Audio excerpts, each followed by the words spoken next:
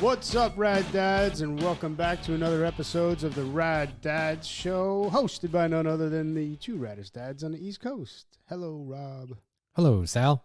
How are you doing? Pretty good. And yourself? Not too bad after this hiatus we had. Yeah, we apologize for not recording for a couple weeks. Been a very busy couple weeks. Super busy. A lot of stuff going on. It's been a rough week for me. Do you want to talk about it? Yeah, I mean, I guess we can include that in our topic for tonight. The topic for tonight is men's mental health. What we can or what we should do about our mental health. So Rob, nearly 1 in 10 men experience depression and anxiety. Are you stealing my stats? Or you brought up your own stats? No, I brought my own stats. What's your Okay. stats? Show me your stats. They're right here on the screen. All right, go ahead. Go for it. 5 major mental health problems affecting men. Depression. Over 6 million men suffer from depression per year. Male depression often goes undiagnosed, which does not surprise me. Does that surprise you? Well, I think that it takes men a real long time to admit that there's something wrong, right? Yeah. So wait, what did that say? It goes undiagnosed? Yes, undiagnosed. Well, that's crazy. Men are more likely to report fatigue, irritability, loss of interest in work and hobbies rather than feelings of sadness or worthlessness. So approximately 19.1 million Americans, adults ages between 18 to 54, have an anxiety disorder. 3 million men have a panic disorder, agoraphobia, or another phobia. I'm going to bypass bipolar disorder because that's something unto itself. Psychosis and schizophrenia. Wait, what's agoraphobia? Why are you asking me something I don't know the answer to? I don't know. It's an interesting term. It's like fear of going out, I think. I'm going to look it up. Hold on a second. All right, let's Keep see if going I through was right. Keep going through. All right, psychosis and schizophrenia. Approximately 3.5 million people in the U.S. are diagnosed with schizophrenia, and it is one of the leading causes of disability. 90% of people who are diagnosed with schizophrenia by age 30 are men. Oh, that's correct. 90%. Did I read that right? Wow. Say that again. 90% of people who are diagnosed with schizophrenia by the age of 30 are men. Wow. Yeah, I did not see that percentage. So there's only 10% of sane guys walking around this earth. No, that's not what it's.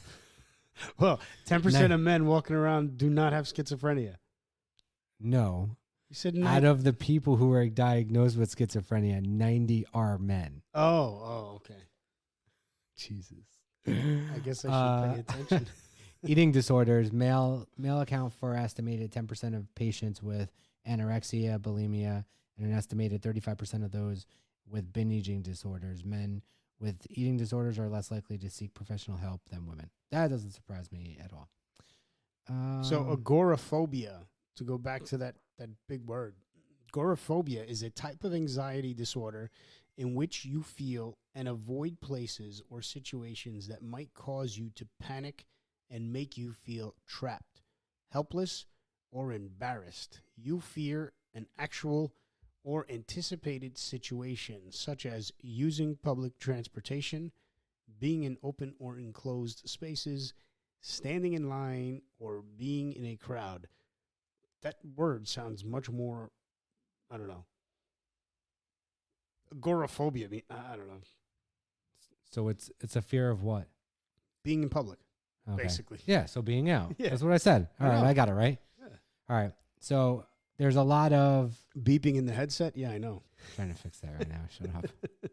I don't know. You're Mr. Audio Engineer. So men die by suicide 3.5 more times often than women. Men experience a higher rate of suicide than women. Depression, when left untreated, can, in some cases, reach a crisis point of suicidal contemplation. That's why we like talking about this. If you guys need to talk to someone, if you're having these thoughts, if you feel like you've hit the bottom of the barrel, reaching out to somebody and asking somebody to chat or go grab a coffee is not a sign of weakness. It's actually a sign of strength, because you've reached a point in your life where you think you cannot go any further, and you have that last bit of strength in you to reach out to a friend, a family, a coworker, to say, hey, I need to bend your ear for a little bit.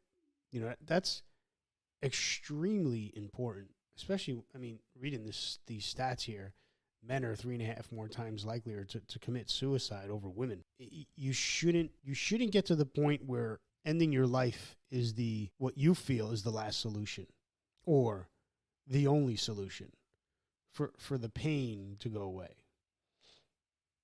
Right? Pain Yes. is Pain is momentary. yes. Pain can be a minute, pain can be an hour, pain can be a month, pain can be a year, but pain eventually goes away. Suicide does not. That's it. 49% of men feel more depressed than they admit to the people in their life. A Today Show commissioned survey of more than 1,000 men revealed the truth that many assume. Men are much less likely to voice struggles with mental illness. And this is what we talk about. Guys don't like to talk about their feelings, which, you know, when you're reading statistics like this, it's crazy. When men commit suicide 3.5 more times than women do, this is why. Just find someone to talk to, man. Just find someone that'll sit and just listen to what you have to say. That's why this is important. That's why Rob and I do this. Not only to, you know, talk about raising kids and stuff, but this is an extremely important topic.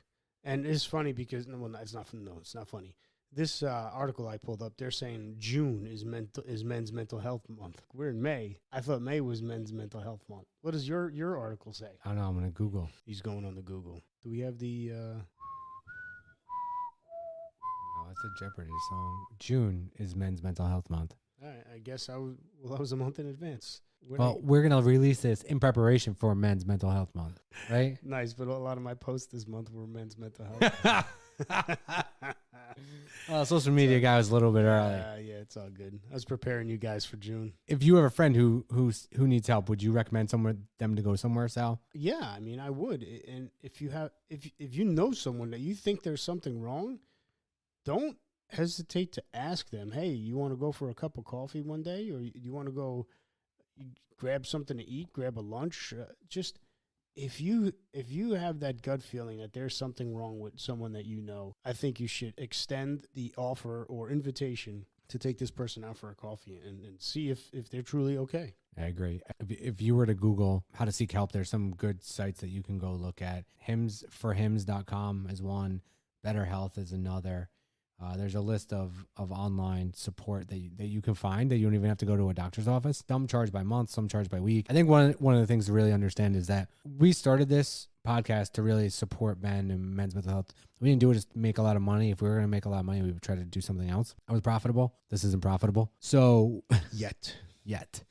But the thing we're doing this is to give back and give people something to listen to learn from other dads' experiences, learn from our experiences. You know, we bring on guests as often as we can that we can find that will be beneficial for our listeners.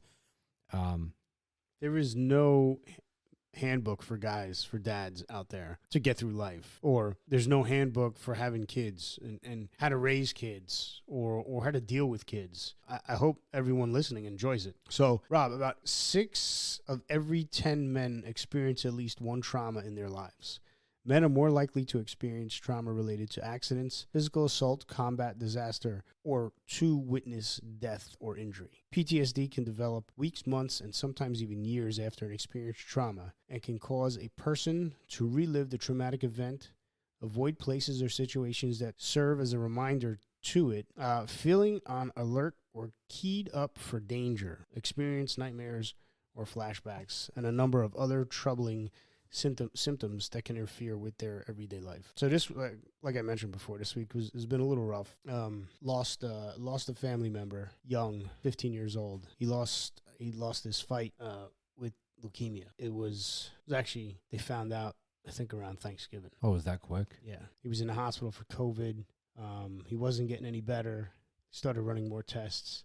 And then that's how they found it. I was doing some research to see if, like, once a year, when you go for your physical, your yearly blood work, if there's something that they can test for. But looking further into, doing my research online, there's really no one test. Like, you have to go to the doctor and say, hey, there's a history of this in my family. Can we start screening for it? So that's what they'll start screening for. If there's a history of lung disease, they'll start screening for lung disease. Was there a history of leukemia in your family?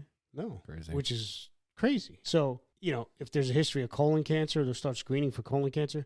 But there's no like, hey, take my blood and screen it to see if something looks funky. Because from what I've been looking up online, there's none of that. I can't fathom. I don't know. I just don't. With today's technology, I can't understand why there's nothing out there where a blood sample can be screened and red flags go up or markers go up saying, hey, something doesn't look normal here. Yeah. Especially if you have, if they're comparing it to last year's blood work, you know? Yeah. I'm surprised they wouldn't see an abnormality in the blood work. I'm talking to my wife because she worked for a pharmaceutical company that was predominantly oncology. She said, once it gets in the blood, that's it. It's over, Johnny. It's too late. Really? Yeah. So if you're screening for that in the blood and now you're starting to get markers in your blood, then she said that's pretty much it. Of blood. That really is surprising that there's no way for them to identify that. Because I thought the whole reason of getting blood work is to look for any abnormalities year over year and to track it. That was my understanding. That's what I thought. But my wife said once it's in your blood. But are they doing, like, when they do blood work, are they just checking, like, hey, they're looking for your vitamin B levels, your vitamin C, D. They're looking for your cholesterol. You know, they're looking at, like, cholesterol. You know, if you start having high cholesterol, they're going to say, hey, lay off on the salts, or now we got to put you on cholesterol medicine. Yeah. So, I mean, certain things they screen for, but I mean, I just can't imagine that there's no screen for any type of cancer unless it's a specific screen, which is, you know, that's why men go for colonoscopies. It's how's your family doing? It's tough. It's not enough time, right? It's from Thanksgiving till now. The support from the family and the community is just tremendous. My cousin, he touched a lot of people. He made a difference in his community. Just the amount of people that were there was amazing. Cops on guard. It was just, yeah. He got a state police escort from New York City to Jersey, and then the local PD to the town that he lived in picked up from there and took him to the funeral home. It was just amazing. Just amazing. God bless my cousin. Yeah, we're sorry for your loss, Sal. Thank you. I can't imagine, you know, what she's going through. Yeah, I couldn't either, because that goes back to probably one of the first episodes we ever recorded. Yeah, with your friend, your friend that lost his son. Yeah, and same thing. It was very quick. And he was happy it was quick because his son stopped suffering. Yep, and that's what my cousin said. And I think if your cousin needs anybody to talk to, I know Patrick would always be open to it. So Thank you.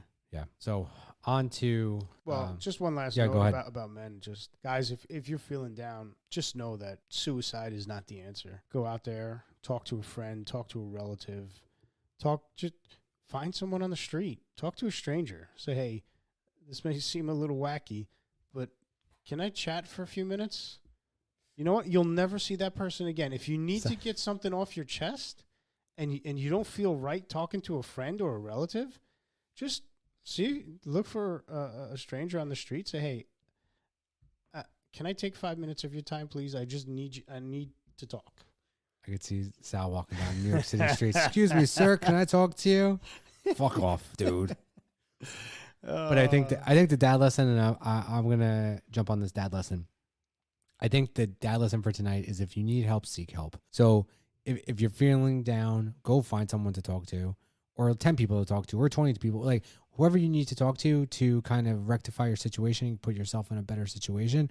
Go do it, because if you don't, it's just gonna ride and ride and ride. And sometimes you have to talk it out over 2 weeks. I know I was dealing with something for the past couple of weeks, and I probably talked to 1,000 people, and called my dad every day, drove my wife nuts. But at the same point, I knew something wasn't right with me, and that was the only way. I had to work it through, and that at the end of the day, that's what I was able to do. I was one of the people he talked. He says he talked to 1,000 people because he wanted to see if 1,000 people had the same answer. He was just trying to find the right one. He wanted to find the one he wanted to hear. But yes, go. Oh no, that's not the right one. Fucking no. Go seek help. Go talk to somebody.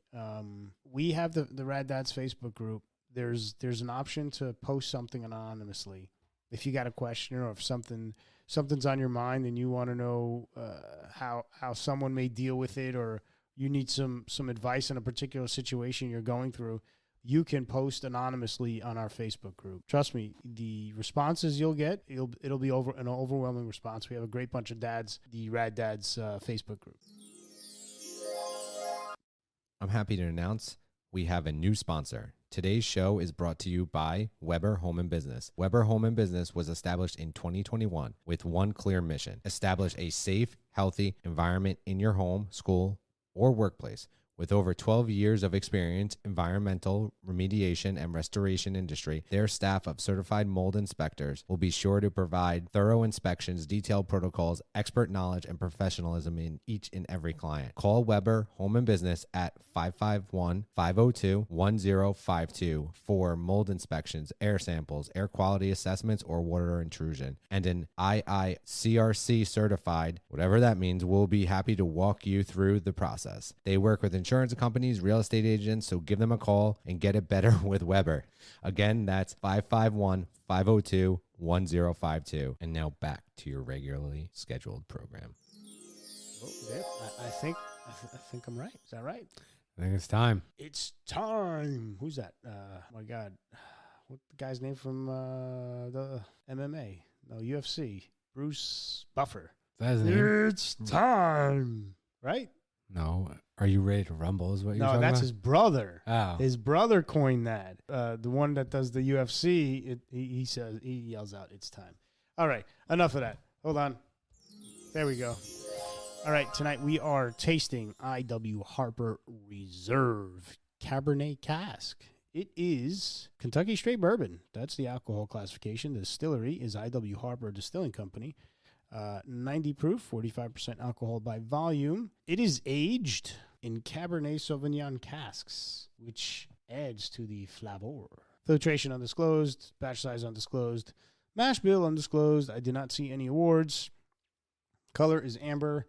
Price point $49 to $59. Anything more, you're getting ripped off. A little history about IW Harper. IW Harper whiskey was first produced by the Bernheim Brothers Distillery back in the late 1870s. Now, Bernheim, the name Bernheim may ring a bell. Does it, Rob?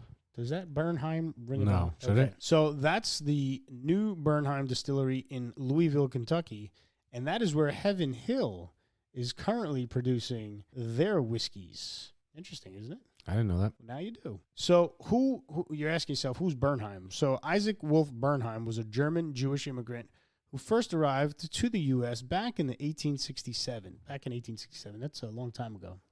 So everybody, you're probably wondering why it's called IW Harper if the guy's name was Isaac Wolf Bernheim.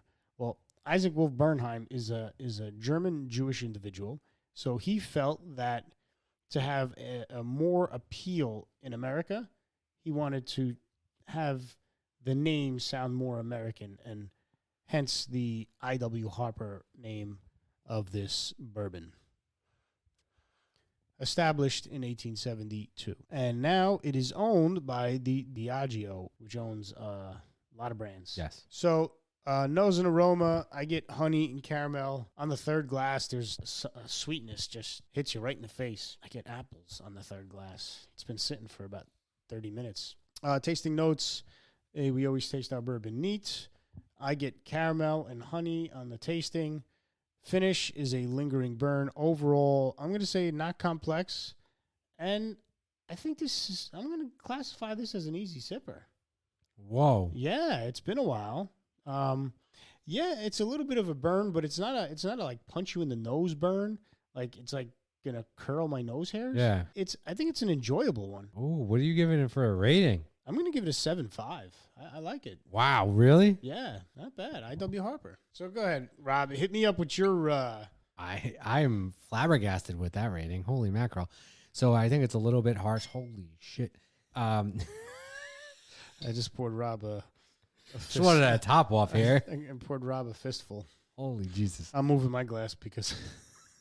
All right, so the aroma is very spicy.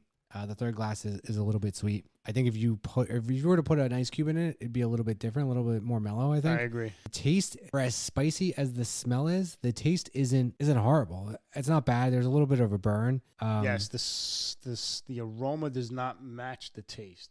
Usually when there's a Correct. there's a bite in the aroma Yes. where like burns your nose hairs, it's equal to the taste. But Yeah. I agree. The aroma does not match the taste. Gives a little bit of a burn. So for me, the aroma is a 1, the taste is a 2, and I think the price point, you said around $50, right? So I think it's a good spot to be at.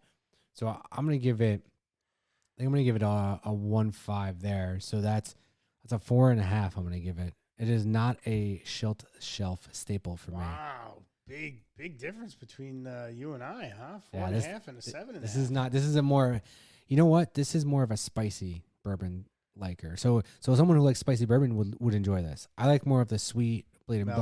Bow. Yeah, Blanton's type of. Midwinter's Night Dram. Yes. Which Angel's Envy Rye. yeah, Angel's Envy is amazing. Yeah. Well, there you have it, folks. We got a 4.5 for Rob on the IW Harper and a 7.5 for me. Spicy bourbon.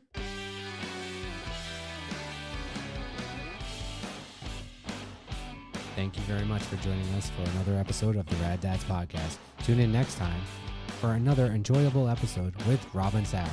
See ya.